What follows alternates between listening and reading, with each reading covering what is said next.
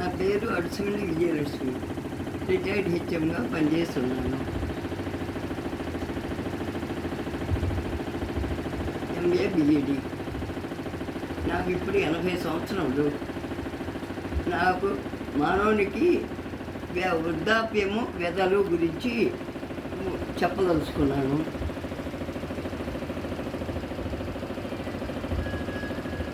అనుభవించి ఉన్నాను కాబట్టి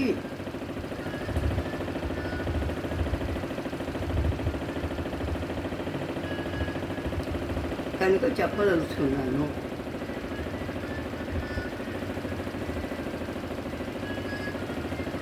మానవునికి 4 దశలు ఉన్నవి. ఒకటి బాల్యము, ఒక చింత. 2 యవ్వనం, ఒక చింత. 3 మధ్య వయసు, ఒక చింత. వృద్ధాప్యం చాలా పెద్ద సమస్య, చాలా చింత. వృద్ధాప్యంలో 4 రకాలు ఉన్నాయి.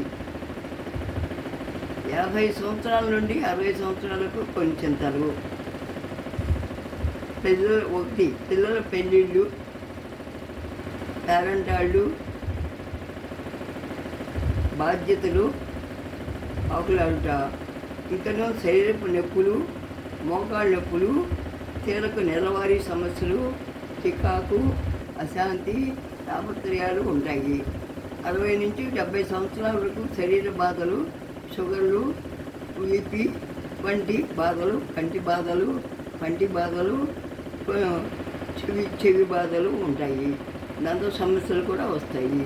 అవయవాల్లో కండరాల నొప్పులు, నరాల నొప్పులు, ఎముకల నొప్పులు వస్తాయి. డాక్టర్ల చుట్టూ తిరుగుతూ చింతలు మొదలవుతూ ఉంటాయి. 60 నుంచి 70 సంవత్సరాల శరీరంలో అనారోగ్యము ఎక్కువగా అవుతుంది. అయ్యో పుణ్యం సంపాదించుకోలేదే అని గుళ్ళ చుట్టూ, ఆ దశలో గుళ్ళ చుట్టూ, గోపురాల చుట్టూ తిరుగుతారు. తిరిగి క్రైస్తవులు చర్చిల చుట్టూ, ముస్లింలు మసీదు చుట్టూ తిరుగుతూ ఉంటారు. వాళ్ళతోనే కాలం సరిపోతుంది. అందుకే సత్సాయిబాబా వారు బాల్యం నుండి దైవప్రీతి, పాపభీతి, సంఘనీతి ఉండాలి. అందుకే విద్యతో పాటు వినయము, సంస్కారం నేర్చుకోవాలి అని చెప్తారు. 70 నుంచి 90 సంవత్సరాల వరకు శారీరక బాధలు ఎక్కువ అవుతాయి. అప్పటి నుంచి ఎక్కువగా నామస్మరణ, నామ సంకీర్తన, ప్రేమ, సేవ ఉండాలి. ఇంకను సేవా రచనలు రాయి. భజన ఇంకను చెప్పగలిగే 4 మంచి మాటలు, ఇతరులకు మంచి కథలు, చక్కగా మాటలు చెప్పాలి. అలా కాలం గడుపుకోవాలి.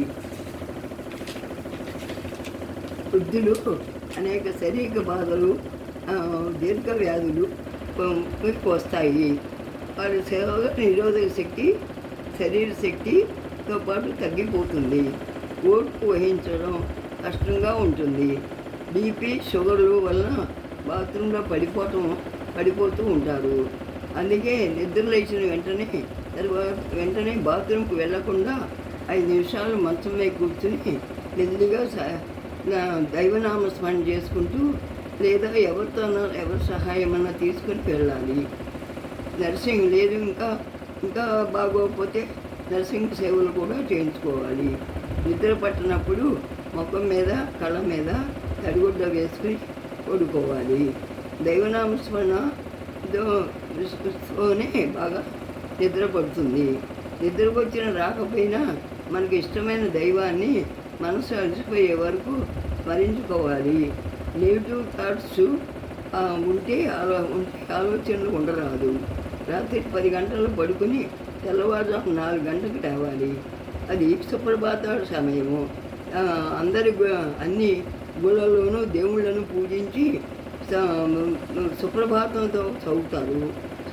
చదువుతారు.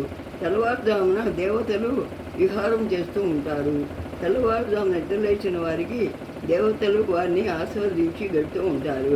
ఆకాశం నిర్మలంగా ఉంటుంది. చల్లటి గాలి వీస్తూ ఉంటుంది. ముళ్ళు కూడా నదీ స్నానాలకు వెళ్తూ ఉంటారు. వాళ్ళు కూడా ఆస్వాదిస్తూ ఉంటారు.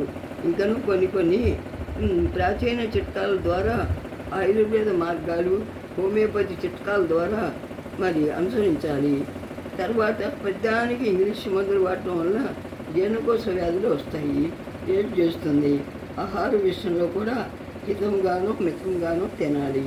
మంచినీరు పెద్దవారు 2 లీటర్ల వరకైనా తాగాలి. మనసు మాత్రం దైవనామ స్మరణానికి అంకితం చేయాలి.